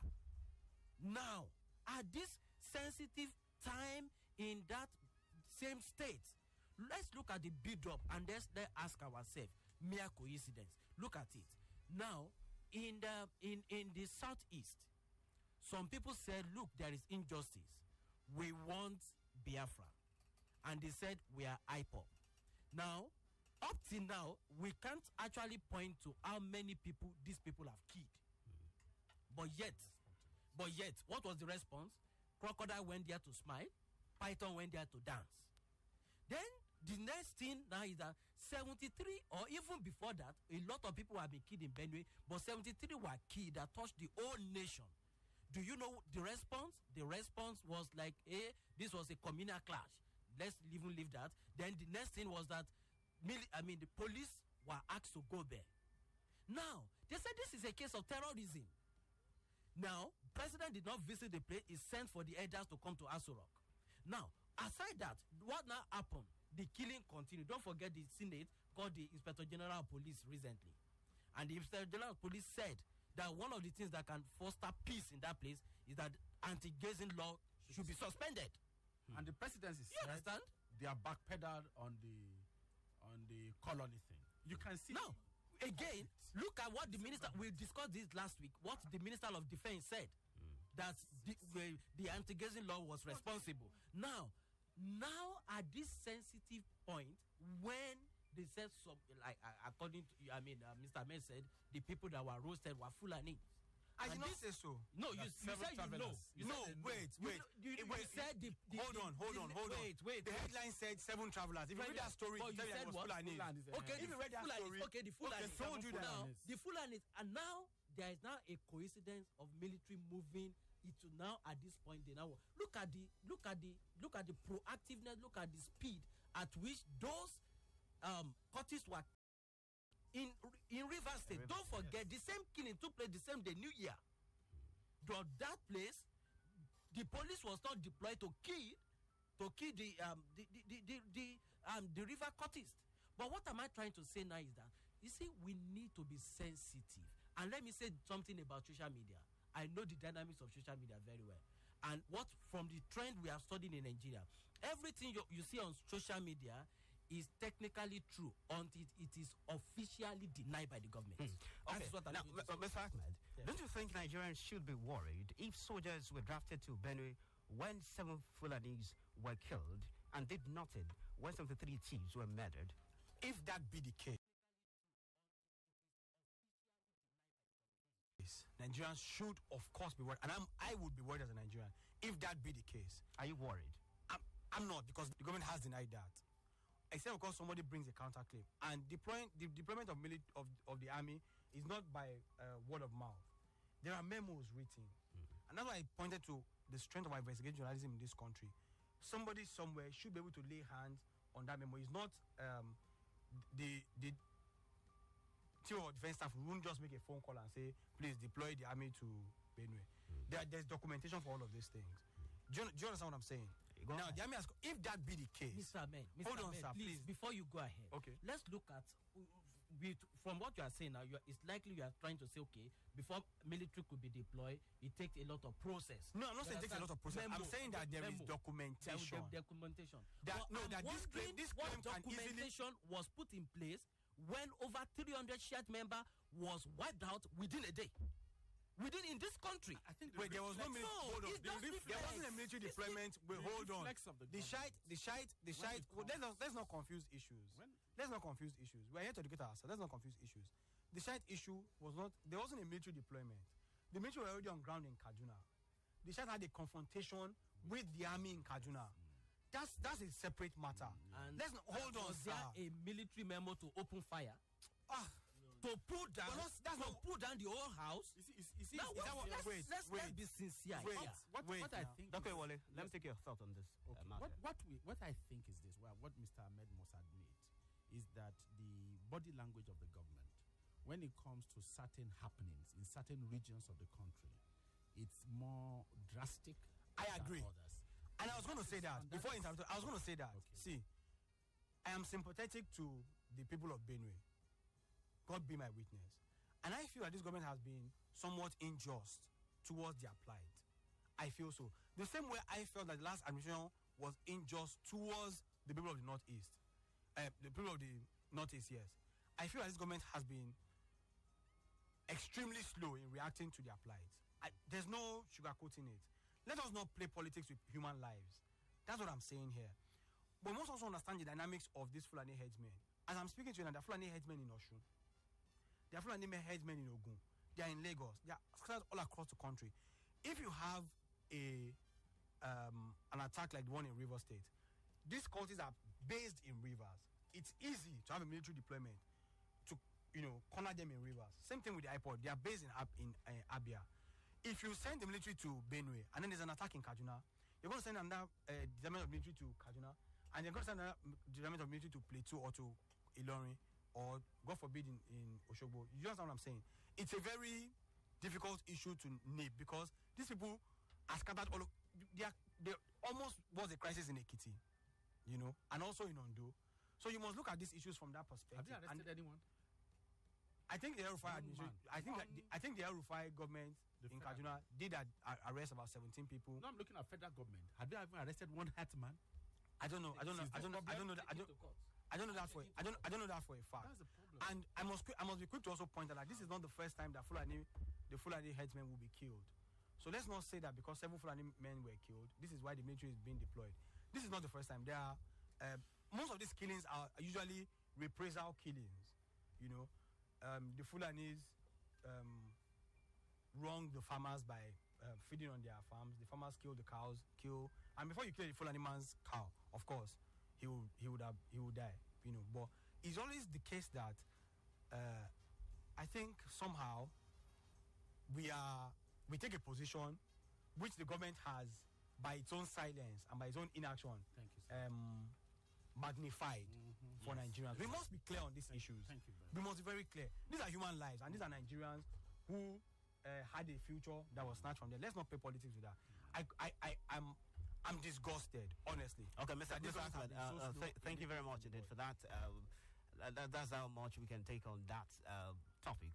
But then, when we come back from this break, àwọn olùkéde ni gbogbo ọ̀rẹ́ mi ní ọmọ ọba ọlágúnsó yòyìnlọ́lá gómìnà tẹ́lẹ̀ rí nípínlẹ̀ ọ̀ṣun. ọlọ́jọ́ bí wà á bí láyé ọmọ Center for Black Culture and International Understanding àbẹ̀rẹ̀ ìpínlẹ̀ ọ̀ṣun ń fi àsìkò yìí pé gbogbo ènìyàn síbi ìdánilẹ́kọ̀ọ́ alágbára tí ó wáyé lọ́jọ́ sátidé ọjọ́ kẹta oṣù kejì ọdún 2018 tá a wà yìí ní gbọ̀ngàn àjọ náà tó wà ní àbẹ̀rẹ̀ òṣogbo nípínlẹ̀ ọ̀ṣun. ọ̀jọ̀gbọ́n túndé babáwálé tó ń kọ́ nípa fífi ọ̀rọ̀ òṣèlú mú ìlọsíwájú bá ọrọ̀ ajé àti ìbáṣepọ̀ kárí ayé ní ilé ìwé gíga ìpínlẹ̀ èkó tó tún jẹ́ ọ̀gá àgbà náà fún àjọ Center for Black African Arts and Civilization ni ó dá gbogbo wa lẹ́kọ̀ọ́ lọ́jọ́ náà. àkòrí ìdánilẹ́kọ̀ọ́ ni dídáàbòbò àṣálẹ̀ wa àti dídáàbòbò ohun àlùmọ́ọ́nì ilẹ̀ wa. aago 10 òwúrọ̀ ní ìdánilẹ́kọ̀ọ́ bẹ̀rẹ̀. gbogbo ẹ̀yàn lápè ẹ wá kájọ ṣàjọyọ̀ ohun àlùmọ́ọ́nì ilẹ̀ wa. ẹ wá kájọ ṣàjọyọ̀ àwọn ohun àjogúnbá wa. ẹ wá kádìjọ gbé iyì àti àṣà wa lárugẹ. yóò ṣeé ṣe o. olùkéde ọ̀gbẹ́ni David Shaba, Head of Administration fún àjọ Center for Black Culture and International Understanding.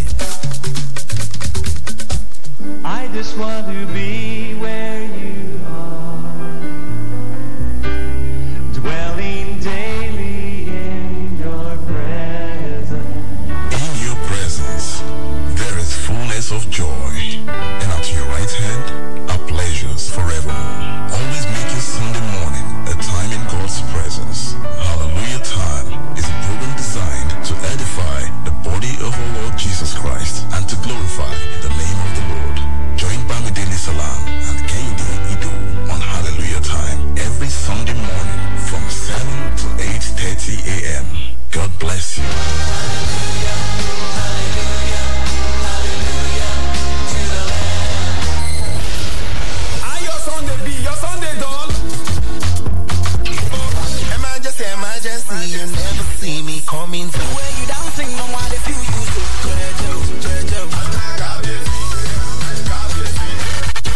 Join the magnificent 2 p.m. to 5 p.m. for Sunday Jolly. Every Sunday for Rave 91.7 FM. Make them no catch you, they sleep on top of bicycle. Let's turn it up. Relax and unwind because we're going live. 91.7 Wave FM.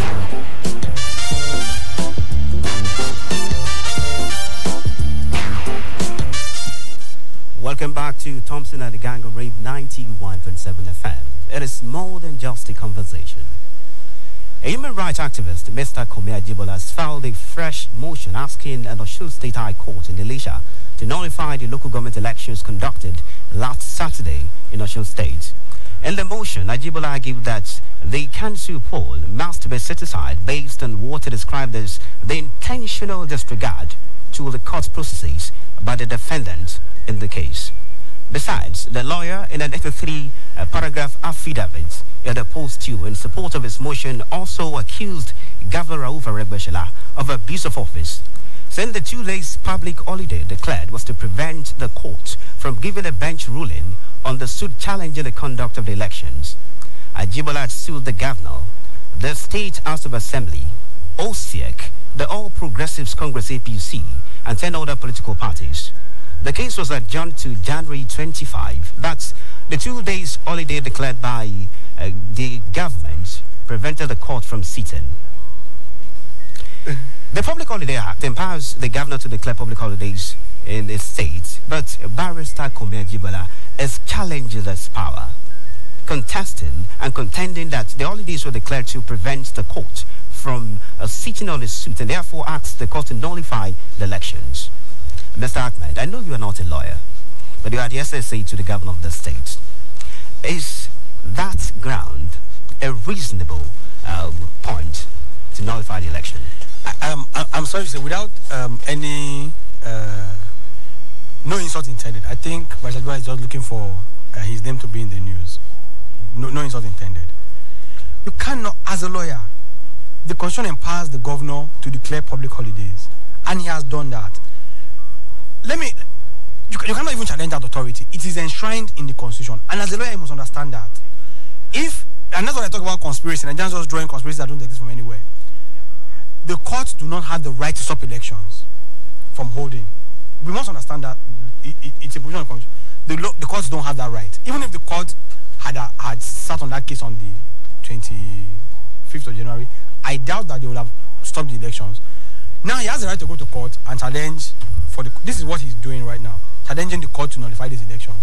If his basis is that the governor has abused his power by declaring public holiday, then I'm not a lawyer, but I would throw this case out of court if I was the judge.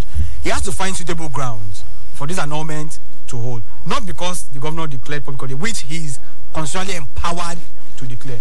If his public holiday falls on the day that the court would sit on the case, the court can also set another date to sit on this case. After all they were looking to do was to annul, stop the elections from holding. The elections have held now. If his case holds any water, the court can then go ahead and nullify the elections. You cannot say that they should nullify the elections based on the fact that the governor abuses was an abuse of power in office. That's somebody is just looking for cheap popularity. Dr. Oyewole, recently, the State High Court in Malaysia ruled that the state of Osun and the state of Osun House of Assembly are unknown to the Constitution of the Federal Republic of Nigeria. Therefore, it is safe to assume that whatever has been done in the name of state of Osun or state of Osun House of Assembly is null and void. In the suit filed by Barrister Ajibala, he contended that the local government election was conducted based on the state of Osun law. Can an election whose foundation has been declared ultra-vires stand the test of judicial scrutiny? You know, when I read the rulings and then what is going on with this state of Osun State and all that, it's making law coming alive to me because the technicality is strong. But since it's in the court of law, I think there's a competent court that is going to rule over that matter, and we'll see how it goes. Because the argument of the barrister, the human rights activist, is quite interesting. Because, you know, in law, language is very important. Words and descriptions used is very important. So the technicality, I think, is something that is interesting. I also feel that the government too must have also done their own homework, because it looked a little strange to us too when we started hearing state of Osun State, and of course by the time I called Osun State, I labeled something Osun State, and then another time somebody says state of Osun. You may be difficult at times to be able to prove that they both mean the same thing. However, I think the lawyers will help us, will bail us out of this, and okay. Of course the court. Mr. Ahmed, is it Osun State now, state of Osun? It is the state of Osun. Doctor, hold on. You're winning me to your side. Mr. Ahmed, hold on. Going by the court ruling, is this state the state of Osun or Osun State? The court has ruled that the state of Osun is this state should be referred to as Osun State, and a competent court. Yes, rightfully. So is please let me of rightfully. No, before you go ahead. It is the state of Osun or Osun State? It is the state of Osun, and there's a reason why. Yes, the court has ruled that it should be Osun State, and rightfully, the Attorney General of the state has appealed that ruling. So this case is still in court, so nobody can hold sway. So when the case is appealed, I think the right thing to do is for status quo to be maintained, and that status quo is for it to still be referred to as state of Osun.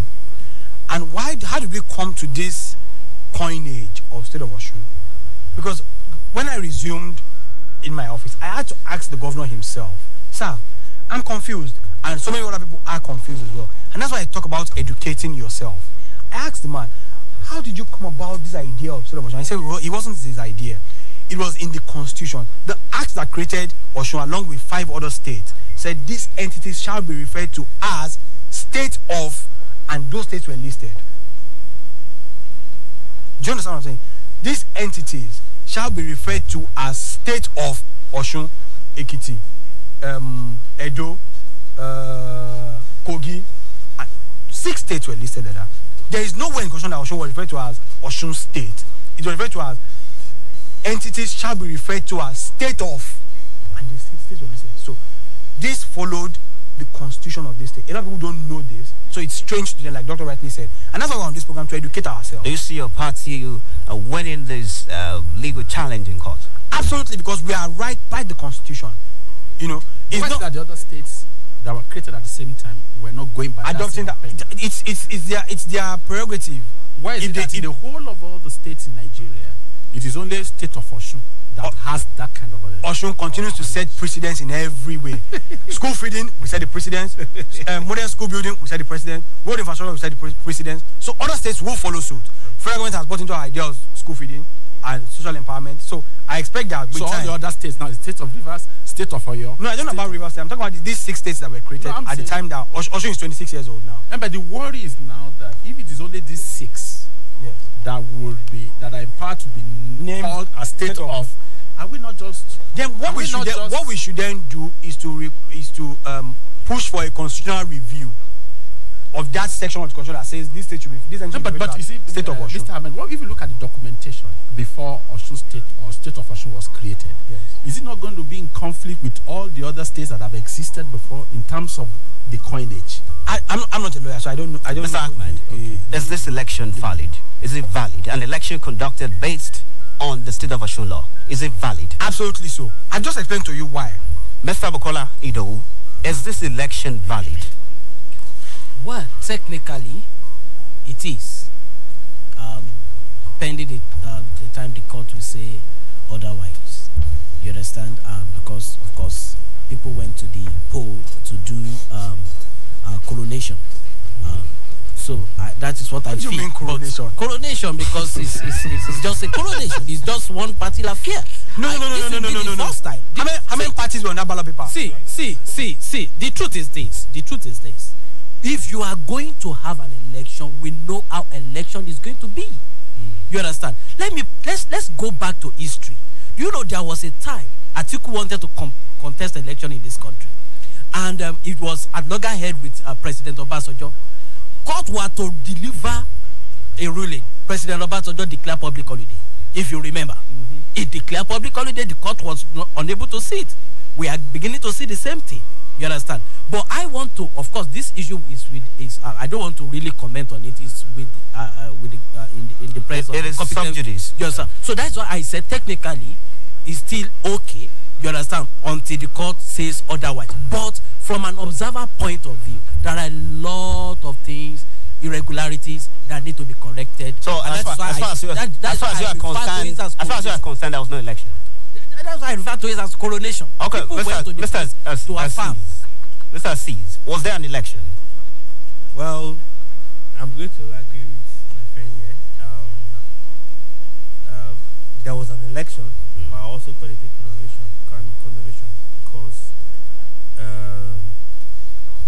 we are starting a parliamentary system where it's just being by one party, whose head is also the governor of the state. So, well, locally. So I think, well, there was an election. Mr. Aziz, let me quickly jump in. Okay, because of our time, because I want to ask Dr. a question. Something came out yesterday. It's extremely important. It's extremely important that I address it. Please just give me 1 minute. See, the parliamentary system that was shown as applied into his local government system, is it constitutional? That's the question I must ask. And yes, it is. So for you to state that and every political party was given a free run at the elections, some decided not to participate, does not make it a coronation. As a part of the movement of the youth, you know what we are saying. I don't know. Wait. I know you can say this, but you know why do you think I cannot say it? I can say it. But the thing is this. We are not saying... I didn't say OSEC is competent enough to conduct elections. I don't see the parliamentary election is illegal. I said it's good. I actually even went through it and saw that yes, it makes sense. But where the part that doesn't make sense to me is the part that we have only one party in the whole parliament. It does not change anything. We could have had the system of government that you had. Wait, hold on. In Kwara State, because of our time, we have to. It's not rocket. This is not the first time it's happening in this country. Elections have always been, dominated by a particular party. It's not the first time. It's not election. I don't think it's election per se. Is it the right thing? If your party is popular, you win election. Not just popular. We have to allow people to make their opinions known. The FPC is popular in Osun State, and we want election. Mr. Ahmed, hold on. Mr. Makolaido, on the last note, do you have faith in the restructuring proposal of the APC? Is it deceptive or genuine? It is the latest scam in town. I don't have any faith in that. See, if they really want to do restructuring is right there in their manifesto. They promise us true federalism. So they don't need a committee for that. You understand? They don't need a committee for that. Okay. The president go and fulfill the manifesto. Your view on this? Senator Shehu Sani said we should beware of that particular restructuring coming from APC. Mr. Ahmed. I don't know what Nigerians want. We've been crying through federalism, restructuring, and now we're getting it, and we're still calling it a scam. Mr. What we want. Your opinion on this matter? Well, personally, I feel it's a good initiative, but it won't hold the light of the day because the ones the previous government had done is still there hanging. So why is APC bringing out another one? Let us be optimistic for once. The body language of the present government does not even now. Let's turn the mic over to the people listening to this program. You are listening to Thompson and the Gang on Rave 91.7 FM. It is more than just a conversation. You can join this conversation by calling 0806-867-6165 or you call 0902-427-3808. You can also call 095648-7177. What do you think about some of the issues raised this morning? And of course, you can also drop your comment in our WhatsApp portal 0703-175-9173. Hello. Hello, good morning. Good morning. Please move away from the radio set. This is Raymond from Osogbo. Okay. Go ahead. Hello? Go ahead. To me, the last election I had in Osogbo. Listen, if you want to call me, move away from your radio set, so you turn down the volume on your radio set. It is that important, and I think it is very easy for us to do. Hello? Hello, good morning, sir. Yeah, good morning to you. Yeah, please move away from your radio set. Move away from your radio set. Hello, good morning. 0806-867-6165. Or you call on 902-427-3808. Hello? Hello, good morning. Hello, good morning. Hello, good morning, Mr. Thompson and the guests at the house. Thank you very much indeed. Your name and where are you calling from? My name is Taiwo from Osun State. Go ahead. We quite enjoy your program this morning. Very, very interesting and educating. Thank you, sir. I want to say here, you guys are doing very well in the Rave Radio Osun State. Thank you, sir. So I want to implore you, when you want to bring any APC analyst, please bring someone who will not be sentiment, who will not be proud. The last time you brought Commissioner Ali from Osun State, they were trained to be propagandists, and it's not all. Please, I want you to focus on the issues discussed this morning. On the issue being discussed so far, I want to say here this morning that restructuring by APC committee can never stand the test of time. It is a scam of the century, and I want to equally say that President Buhari is not too good for our country. Okay, thank you. It's too, I can't say good morning. The last caller described the APC proposal as a scam of the century. Hello, good morning. That is your opinion on the matter. Hello, good morning. Yeah, my name is Kamal, calling from Osun. Go ahead, Mr. Kamal. Yeah, I want to speak on the NIA and all other things going on in the country. And I think your guest, especially the APC man in the house, is not yet feeling the impact of Buhari nepotism. I know very soon when governorship election in Osun State comes around, you will surely see what happened in Ondo State will befall them too in Osun State. Then they will know this Buhari is party government, my friend, my kingsman. Now he's not feeling it. He will surely feel it. Good morning.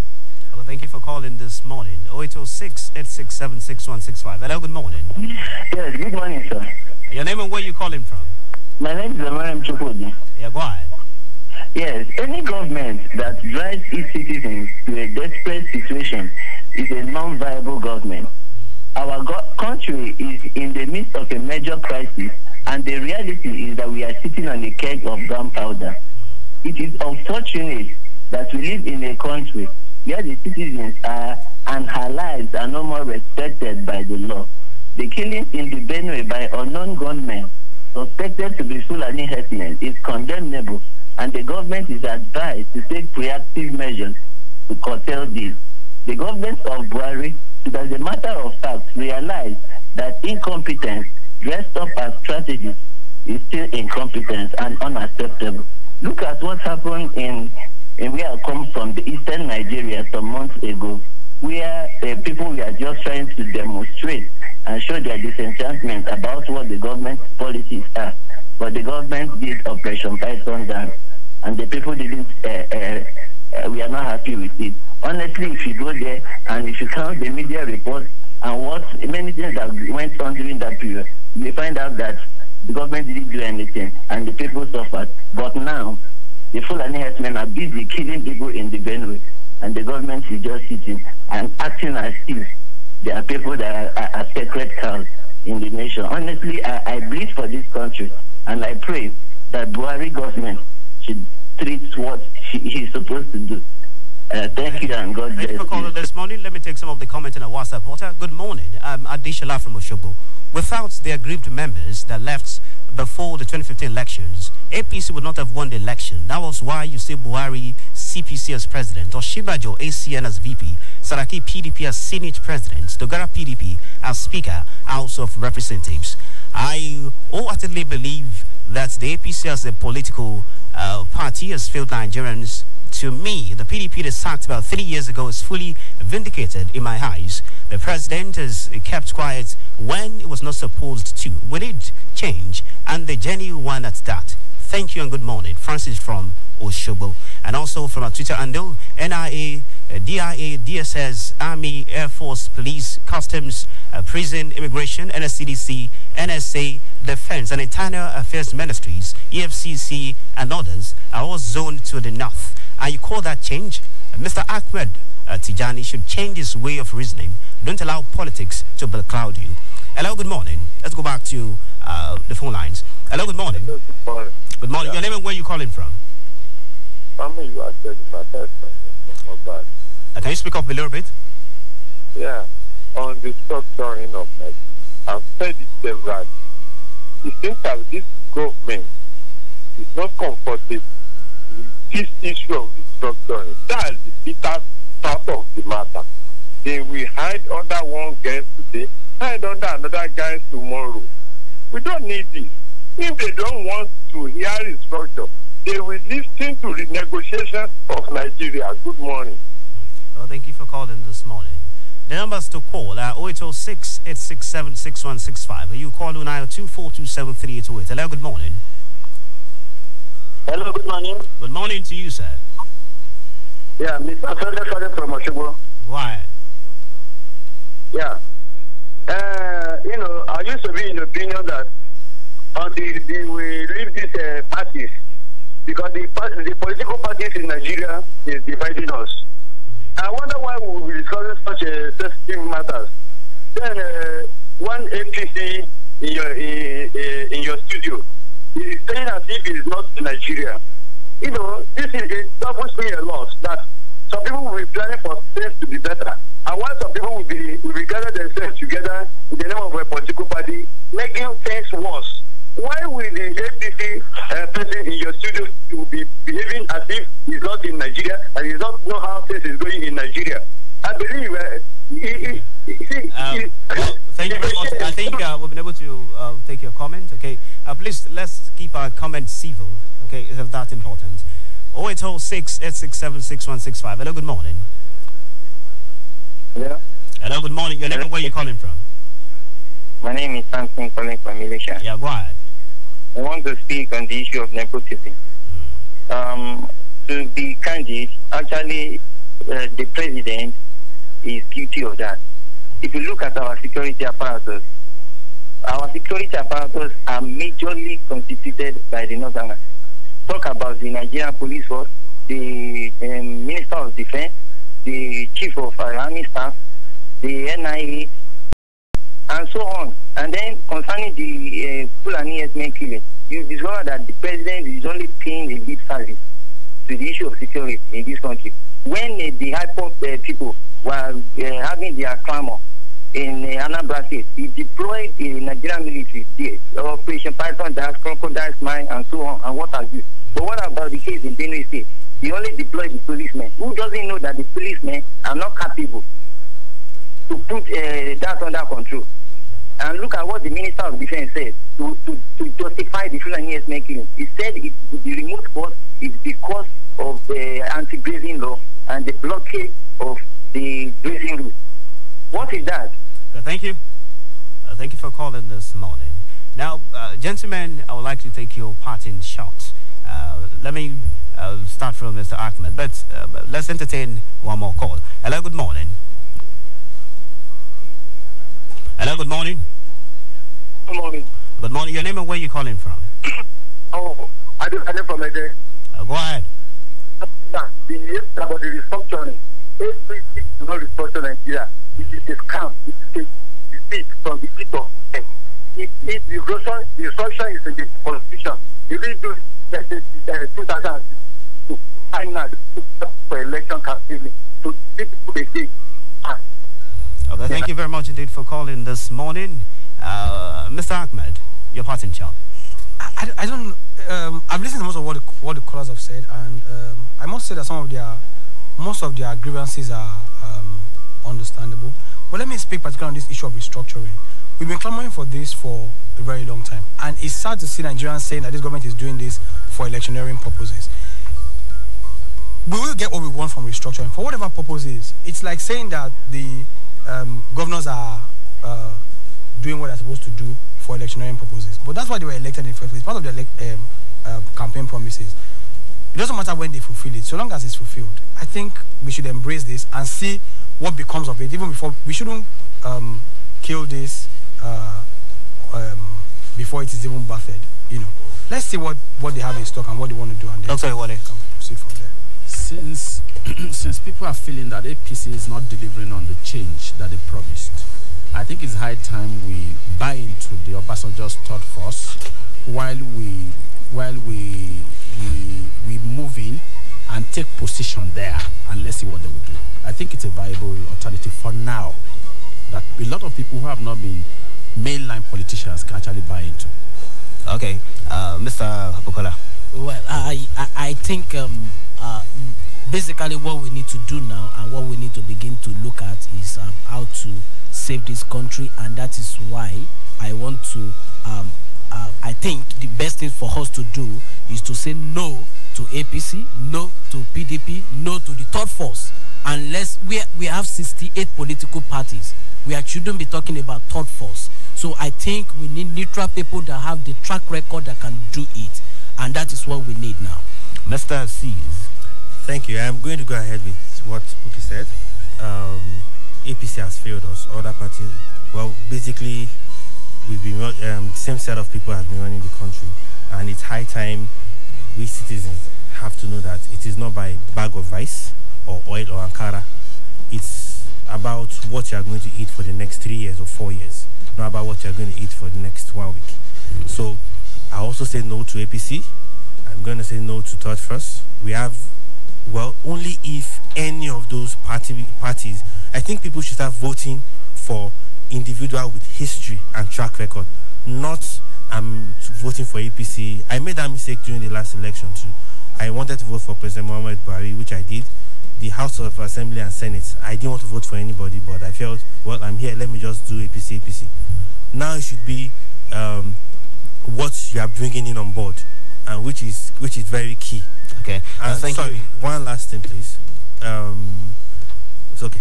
Okay, thank you, gentlemen. You have the right to your opinions.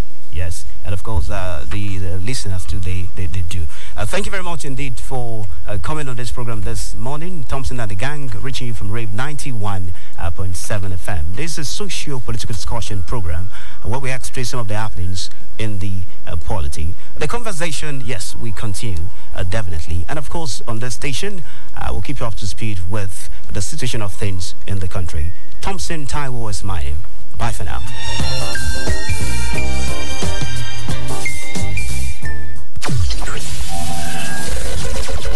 Imagine the sun without heat.